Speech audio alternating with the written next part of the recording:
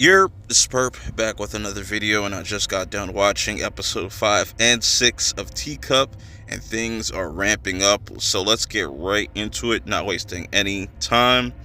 So, episode 5, we pretty much focus on, Travis and McNabb's backstory and, how that situation even came to be.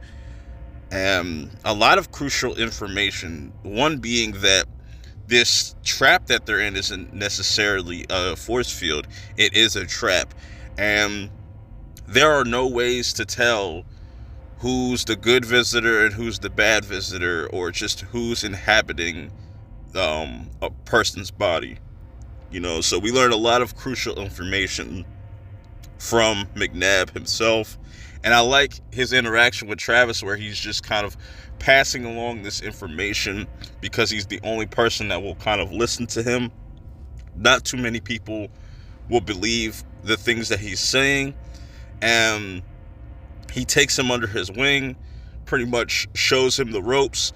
We also see that McNabb was with Olsen, and we see how that came to be.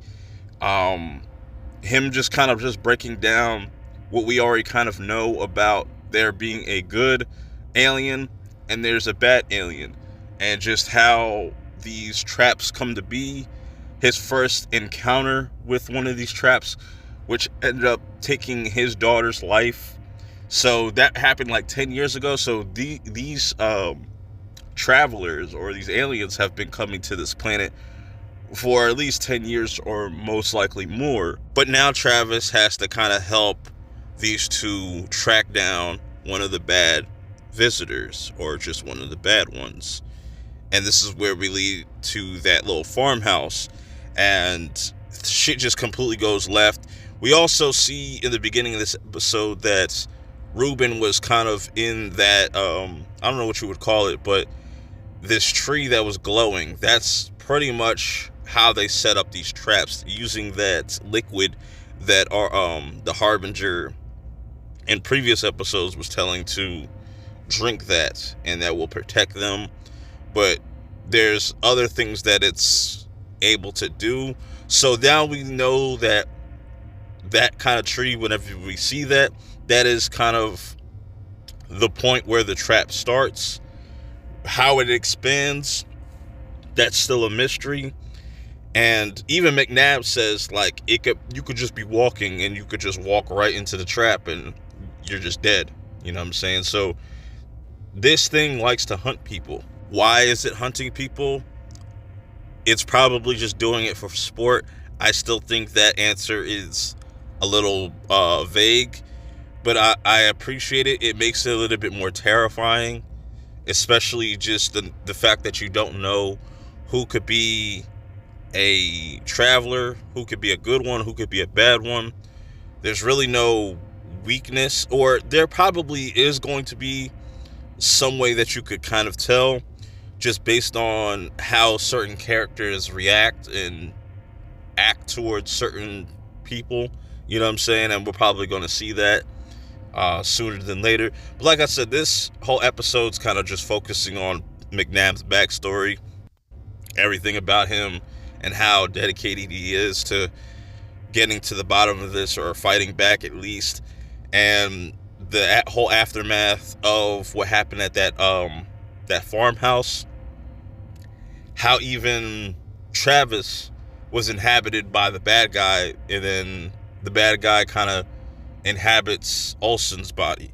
So, and this was a really sad episode, because Travis ends up getting shot up in this episode. So once his body, the bad guy kind of swaps bodies, he's left there to kind of die with his wounds, but he ends up kind of taking his own life.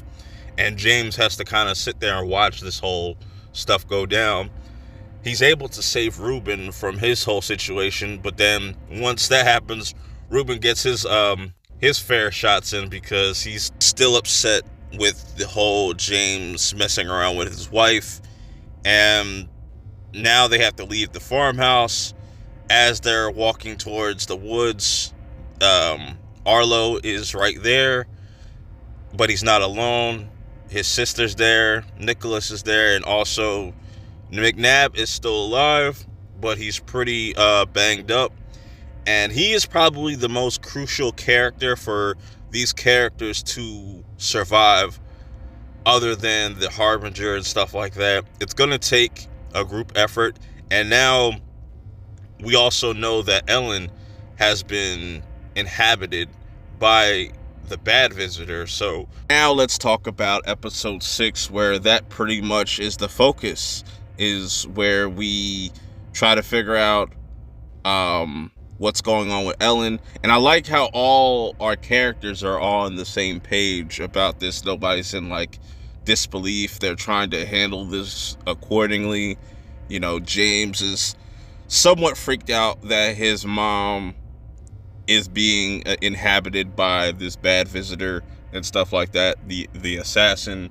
And we also learn in this episode from the Harbinger that he needs to get to this machine because he's like the key to this machine to kind of prepare for this full-on invasion. There's other assassins out there that are kind of living dormant in people, which is kind of fucking crazy. And I'm wondering if like the last episode or two we're going to see like an army of them in some fashion. I don't know. They'll probably be able to do a standoff right there at this farm, but you know, McNabb is able to get patched up, but he's completely just out of it. He's kind of freaking out. He doesn't know who to trust. He even pops at Donald. Donald luckily has a fucking bulletproof vest. So there's just a lot of information, and Nicholas gets the little booklet that McNabb has been keeping logs of just a lot of information. And towards the end of this episode, where everybody's kind of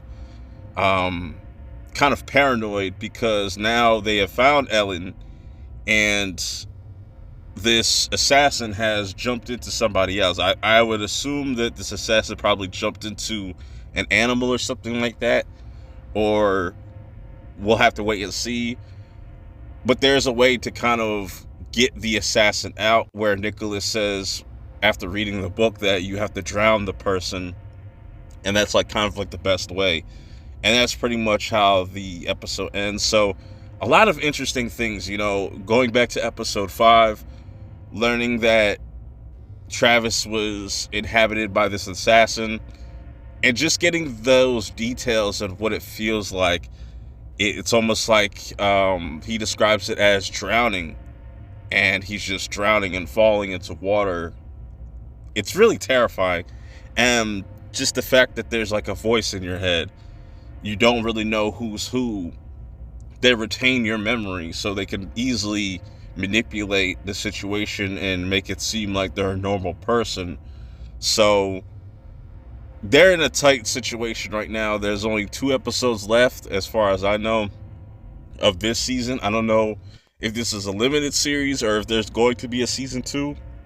It would be cool if there's a season 2, because I feel like there's a lot they could still kind of play around with this series. But yeah, these 2 episodes were pretty fucking dope.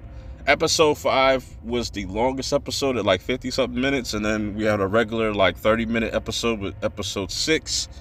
But yeah, we also see that when Ruben and Nicholas and all of them were out in the woods, and they were trying to get some of that liquid to help them kind of get out of this trap, this wolf ends up taking the rest of it, like eating the rest of it, and they see firsthand that this definitely actually works. So that's a good thing, and that kind of gives them some type of leverage. But man, I feel like next couple episodes are going to be pretty bloody. It's going to be interesting. Let me know how you guys feel about these 2 episodes. Till next time, I will see y'all in the next one. Peace.